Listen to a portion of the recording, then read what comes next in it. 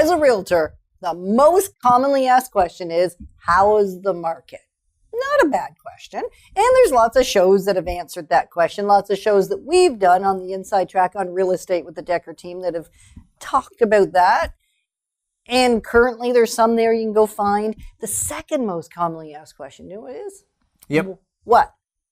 How's your business? No, my second most asked question, that might be yours. Yeah, that's mine. Mine is, do you want to tell me if I could be a realtor? Would I make a good realtor? What's it like? You know, what does it take to get into being a real estate agent?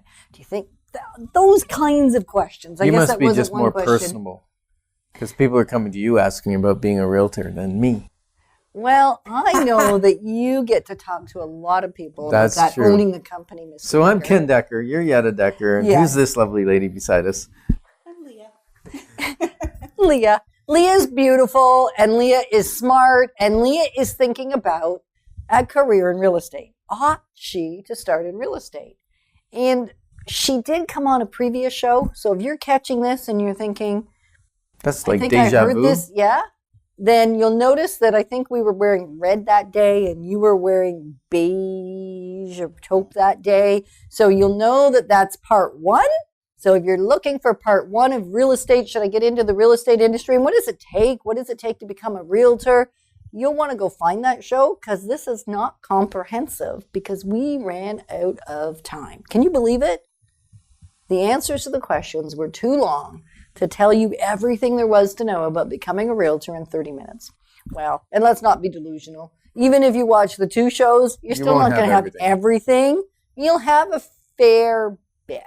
So Leah made the error, I'm going to say, of giving me a call and asking me that question. What would it take for me to become a realtor? And will you tell me? And I said, absolutely. And then I started thinking, and I thought, I'll tell you on the air. So Leah said yes, she would come and join us and ask her questions. So these are her questions. She has an armful of questions. And so we got through a few of them. Now we're going to answer a few more and trust that this will be helpful. And maybe you're thinking, well, I've never thought about being a realtor. I don't even want to be a realtor. Maybe you know somebody else that does, though. And they're asking themselves all these questions. And so you'll want to share this. Maybe even one of your children would make a great realtor. Maybe. Because realtors are also younger and younger and younger now as well. That's true. We never talked about the age thing. Because real estate used to be really a second career choice almost all the time. And now, quite frequently, it's a first career choice. Who knew? Yeah. So ask away, Leah. The show is yours. All right. Well, the last show we talked a bit about the average income for a real estate agent. So how does compensation work, and how is it different at Keller Williams different than any other agency out there? That's a great question. It is, actually. Well, thank you. You're welcome. I like the way it's worded. The brokerage takes some responsibility for their agents, and they're in business, so they need to make some money. And every brokerage either takes a flat fee on a transaction, or they charge a monthly fee, or they charge a percentage of the transaction. And there's some kind of combination thereof sometimes. So they're very diverse. Just know that it costs money to run a business, so they have to keep some.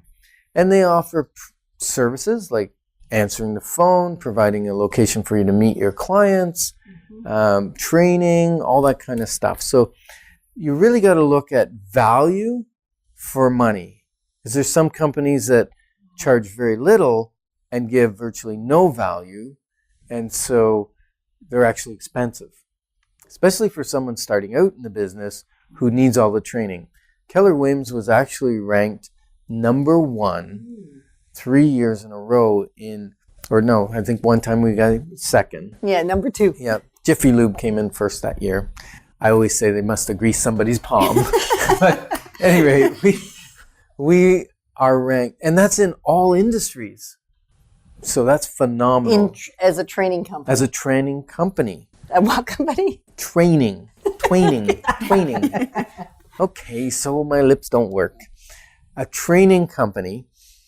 And the other beauty is Keller Williams is now the largest real estate company, both in number of agents, number of transactions, and amount of volume of real estate that we sell. And that's worldwide. We are the largest real estate company that has ever existed in the history of real estate. Wow. Isn't that That's cool? impressive. Yes. We were all kind of shocked. Yeah. Like 170,000 realtors strong and growing every month. And in what, 22 countries now? Yeah, something like that. So it's very cool. So I haven't forgotten your question about compensation, how it's different. So we take a percentage, and where we get a little different is once you reach a certain amount of money, and it's different in every office based on how much expenses that office has. Like if it's an expensive market, it could be $60,000. If it's in a less expensive market, it could be $15,000. But once we collect that as a percentage of your sales, then you go to 100% commission. So everyone in my office it's like a race. How quick can I get to 100% commission? Which means everything that you earn, you keep. So that's cool. Yeah. So And that's uncommon. Like it's a blend of a lot of different models. So Keller Williams has been around since the 80s, and they almost went out of business. And there's nothing like almost going out of business to cause an owner to see what's working and what's not working. So a bunch of his agents had walked out, and he was having a little meltdown, the owner at the time, and he called in the other agents in his company that were the top producers, and they were just about to give resignations as well. So instead he said, what would it take for me to keep you? So the model that now exists, and Keller Williams is also a profit share company, so when you help the company grow, you actually earn some income as well. It's like a pension. It's incredible, actually. And that came out of that breakdown and almost losing the company altogether. So it probably is a one-on-one conversation, and yet there's sort of does that kind of help? Yes. Yeah, it does. Yeah, let me delve on that a little bit. Okay. One of the things that's unique, and we've worked at a few brokerages, We have. what makes Keller Williams unique is because of the profit share, each agent feels like they're a stakeholder and they help each other. Whereas in other brokerages we've been in, if someone had their listing presentation, they would keep it very secretive, close to chest, because they didn't want you knowing how they present to a seller. In Keller Williams, because we're a profit share, we have a belief system of caring and sharing. And so we want you to succeed at the same level or higher than what we're succeeding at. So we're going to share, because then we share in the profits. And when everyone does well, there's more profits to share. So the whole boat rises higher. Isn't that cool? So the culture is different because of the profit share. And you may have flown on WestJet. Have you ever flown on WestJet? Yes, I have. And you find that sometimes the service or the fun that the employees have is higher than other airlines you may have flown on. And they're a profit share company.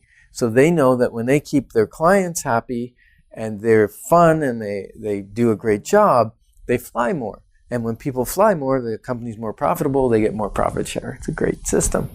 Yeah, great. And when you were saying that, it made me think about what some of the agents then do. So not only is it the most significant training company in the world, which is shocking to me, or in North America, I guess. It's the biggest real estate company in the world, but the most significant real estate training company as far as North America goes. And part of that is the training that's delivered from international. So we have really high-level trainers. There's full-time trainers that travel around the country, or you can fly into different cities to attend training, and it is phenomenal. They also create programs that can be done online, or programs that we can learn in Market Center and retrain. Those are phenomenal, and that is what makes us number one in training company. The other training, though, which is really local specific, market specific, unique to the things that are required in our area and in Keller Williams Solid Rock Realty specifically, would be the agents that choose to train without charging for it. Like they actually choose to come into the market center and offer a class, and you can attend for free. There is no cost. They're giving their time. They're there because, as Ken said, when one gets better, everybody gets better. So if I can help you get better, I get better too, because we have a better relationship. We're able to learn more. We have more expertise. So we train each other. It's kind of fun. So just to clarify, when you're talking about training, you're talking about training existing real estate agents. You're not talking about the initial training, correct? Yes, the initial learning. There's training and then there's education. Right. Right. Education is what you get when you pay for your books and you study, and you can do that online. You can do it in class. I think in the future they're planning on switching that. Probably 2019, you might find it's all online. There's no in-class anymore. But there's a number of classes you have to take, and that's 5. 5 courses. You must pass with a 75% average or higher to go on to the next course. So there's 5 to do to get your initial license, which allows you to trade in real estate. And then there's more courses to keep your license. So what sort of continuing education do you have to maintain? All right. Well, in the first 2 years, you have to take one more of those major courses. Those courses, they're $450 to $600, somewhere in there. And they range anywhere from 2 weeks to 2.5 weeks long. If they were in time, If they were in full-time class. classroom. If they're in class. So like 80 hours, Okay. basically. And then that's called your articling phase, your 2 years where you have to take one more course. And then after that, you have to take 24 education credits, which basically is done online. And it keeps you knowledgeable in things that are up and coming. It reinforces some of the things you learned during your classes so that you don't forget, because sometimes we forget some things, and it keeps us in the know. So when you're dealing with a professional realtor who has that designation, you know that they've had great education, especially in Ontario. I think Ontario is the toughest province or state, if you're talking the U.S., to get a real estate license. It takes the longest, and it probably costs the most. It probably does. So it really becomes a profession. And a lot of that licensing and legislation has actually gotten a lot tougher, even in the last year or so. It continuing to increase, especially in Ontario, what it takes and how long it takes to get your real estate license. You always needed 75% pass, except you only needed to take 3 courses, not 5. And they were shorter courses, and everything was just much, much easier. So the caliber of them has increased, how much you have to take, how much it costs, and how long it takes. We're told now that you really can't do it much quicker than about 18 months. By the time you take it and you write your exam, you wait for your results, and then you register for the next, because you also have to be dependent on when another one's being offered, especially if you want to do in classroom, but apparently about 18 months now. So is it feasible to do that while you're still working a full-time job? Absolutely. Yes. Absolutely. You can either do it in class and take a week's holiday or something and go 2 weeks and go to the class, or you can do it online at night. It's like going to night school. You just have to take a Saturday and go write your exam. It's like a 3-hour exam. You go to the board office and you get to write the exam. The exams are all multiple choice. They try to trick you in the wording. That's not new, though. That was even back in the 80s when I took it. That was the hard part. It's not bad enough they want you to know the content, but they want you to also know how to read. And the reason they're doing that is because sometimes in the wording of a contract that you're protecting your client, a different word or a not or just one word can change the meaning of that clause in an agreement and changes the legal responsibility of your client. So they want to make sure you can read carefully and know what you're reading. And that's why they do that. So it's hard, though. I found that the tricky part. Well, because you don't some of them are really You straightforward. think you know the answer, Yeah. but reread it anyways. Right. Like you go, well, that's straightforward. Okay, check. And then when you reread it, you go, ooh, that's not what it's asking. It's asking something entirely different. Or the answer is phrased in such a way, I think it's 4 or 5 multiple choice. I think it's to E, isn't it?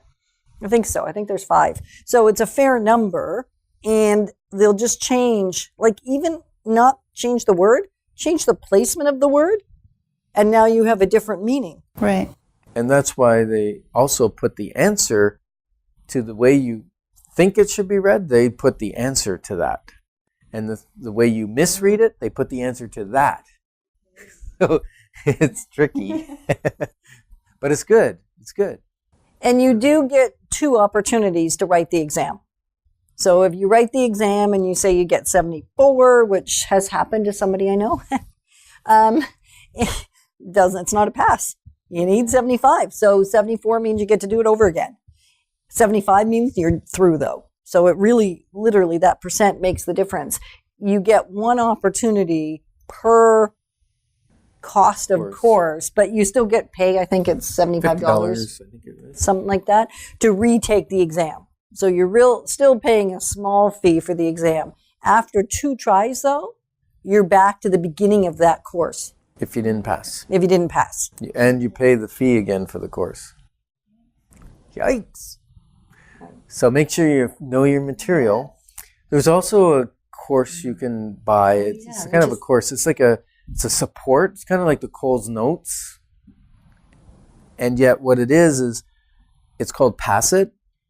And it's online. And they have sample exams. And you write them. And if you don't pass, it tells you what areas you need to study.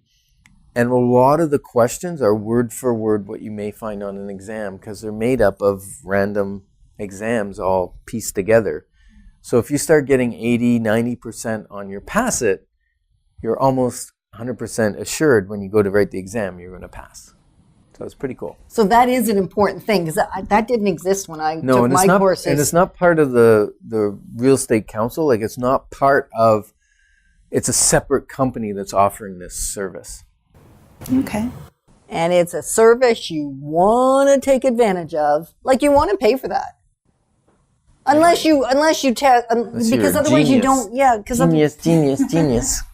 Because otherwise you don't know, right? Because you can't, there are some, on the actual course, you still get to do it, I think, a trial, do you not? And it gives you the percentage. There's there's some quizzes. There's quizzes. So you'll know how you're doing. Online quizzes. Right. There's online quizzes as part of the curriculum, and yet it doesn't necessarily give you what you did, what the thinking was behind why you didn't pass that. Right. So what other concerns or information would you like? Well, what sort of legal concerns would a real estate agent? Oh, big legal concerns. Oh, yeah, baby. You're dealing with people's largest asset quite often. They're relying on you to be a professional. They're relying on you to know contract law.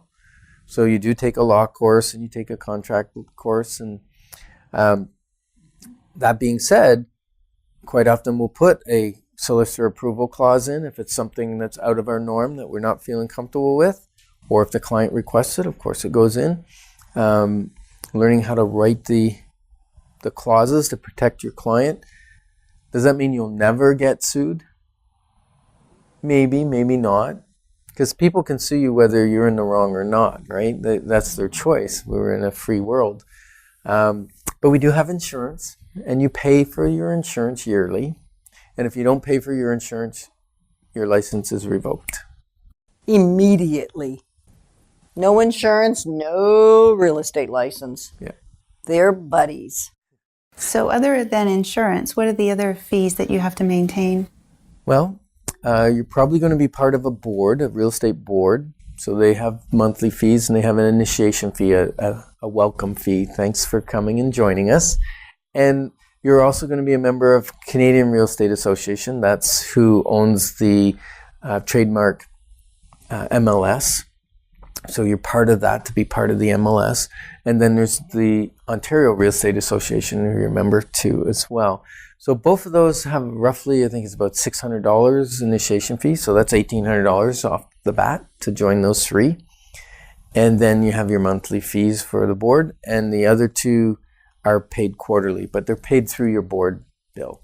So once you've done your initiation fee, you're probably going to be in the neighborhood of just shy of $2,500 to $3,000 in fees every year, plus your insurance, plus your licensing. The RICO fee is, how much is RICO fee now? It's getting up there. It's you just write the check. Yeah, I just write the check. I don't know, like $350 or something like that, and it's for a 2-year cycle. And then if you're a real estate broker, it's still the same price now. Oh, it is? Okay, Yeah. because I used to write the check myself. I know, I write all the checks for you now. I look after you, honey. Okay, Sorry, Yes. go ahead. No. What's the difference between being a broker and being a real estate agent? It's mostly about the amount of education and your amount of liability and your knowledge level and your expertise, because you've taken additional courses, you've learned more, and you're held to a higher standard, really. So the requirement to become a broker, and you can't own a brokerage unless, or you can, but you have to have a broker of record. That's the person that answers to the governing body. They have to be a broker. They have to have their designation. For a manager, to be a manager of an office, as far as the board is concerned, you must be a broker. You must have your broker designation. It takes 3 more courses on top of your others, and you have to have been in real estate at least 2 years. So you're going to be in 2 years, plus take 3 extra courses. That will get you your broker's license. So 9 courses. 9 courses, minimum 2 years, and you'll probably, unless you're just a professional student, which is possible, except real estate becomes quite expensive if you're not earning any income. And so if you're going to be a professional student and just get your designations, you're probably not going to stay in the business anyway. So then you won't take your broker's license, because it's a big commitment, and you really have to do that. You're really not focusing on your business during that season. So the best time to do it is December, January in the Ottawa market, 2, 3, 4 years after you've become a real estate agent. And to pass those courses, although you get a lot of education in class, you want some life experience. You don't just want to jump from, having passed the first bunch of exams to move into the next one. And they make sure you can't. So it sounds like it takes a little while, like it does for any business, right? It takes a little while to get going. Yeah. Is it feasible to keep either a full-time or part-time job when you're first starting out until you gain some clientele? Or is it better just to jump right in and accept the fact that you're going to have low income for the first little while? That's a great question. It's such a good question and kind of a scary answer. Yeah. Because it depends. Yes, doesn't it does depend.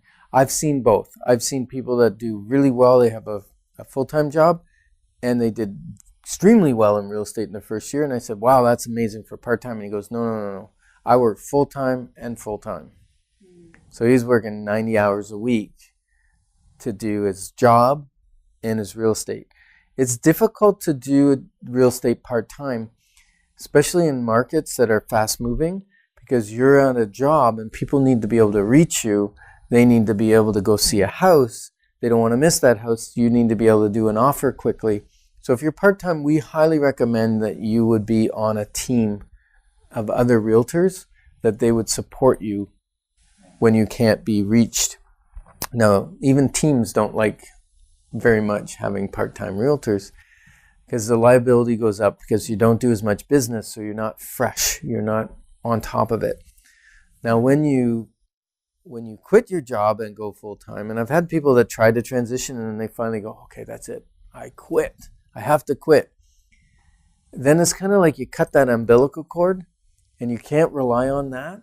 Now you'll go do the things that maybe are a little bit uncomfortable that you need to do to bring your business up. Is it riskier? Yes, it is.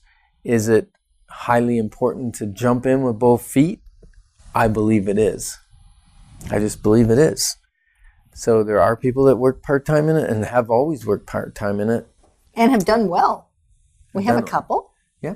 We do.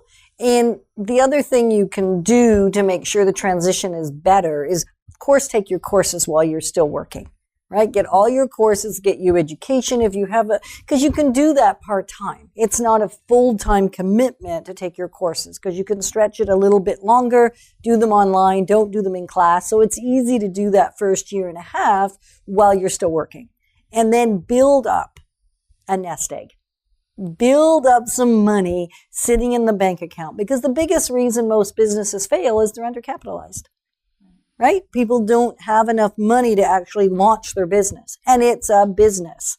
So if you've saved money and you've put it aside, then probably at that point, jump in with both feet. You could do some training in advance. And in fact, the way our company works, you can do training that would be things you would do once you are licensed. You can do them before you are licensed. So we go ahead and invite you in for the day-to-day training, because the real estate courses give you the information, the education, but not really enough to be an effective realtor. So we've got about a minute and a half. Oh my.